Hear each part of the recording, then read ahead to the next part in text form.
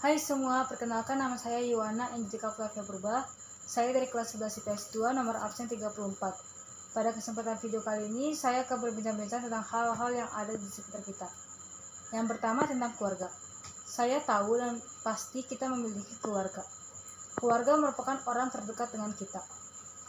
Keluarga juga merupakan bagian terpenting dalam hidup kita. Tapi, sudahkah kita mengasihi keluarga kita?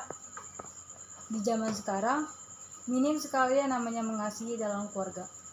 Kita lebih sering menemukan pertikaian dalam keluarga. Padahal, sebagai umat Kristen, kita diajarkan untuk saling mengasihi antar sesama, termasuk keluarga. Lalu, bagaimana cara kita untuk mengasihi keluarga kita? Yang pertama adalah kita bisa mulai dari hal sederhana tetapi penting dalam keluarga, yaitu kita harus saling menyayangi antar sesama anggota keluarga. Hindari pertikaian. Jika ada pertikaian, coba selesaikan dengan cara yang baik-baik. Misalnya, mengobrol dengan baik-baik dan bicarakan selesai baik-baik dengan kepala dingin. Lalu, kita harus hidup rukun, saling berbagi, dan menjadi penyemangat dalam keluarga. Maksudnya penyemangat di sini, ketika salah satu anggota keluarga sedang mengalami kesulitan atau masalah, kita harus membantu dia. Dalam keluarga, ada yang namanya orang tua.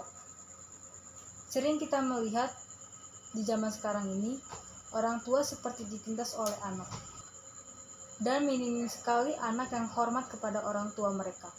Padahal dalam Alkitab tertulis bahwa kita harus menghormati orang tua kita.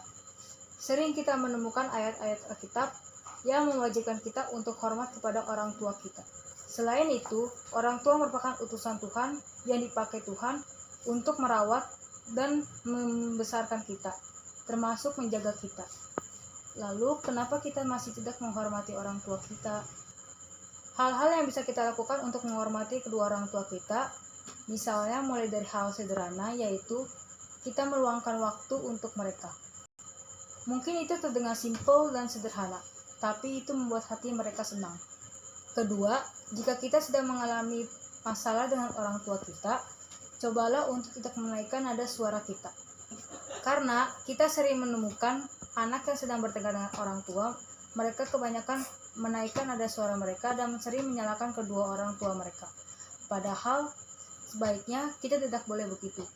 Kita tidak boleh menaikkan nada suara kita dan tidak boleh menyalahkan kedua orang tua kita. Tetapi haruslah kita koreksi diri kita sendiri lebih dahulu. Apakah kita ada salah atau tidak? Selain itu, di zaman sekarang pasti semua memakai teknologi, seperti misalnya internet dan HP. Itu merupakan salah satu kemajuan di bidang teknologi.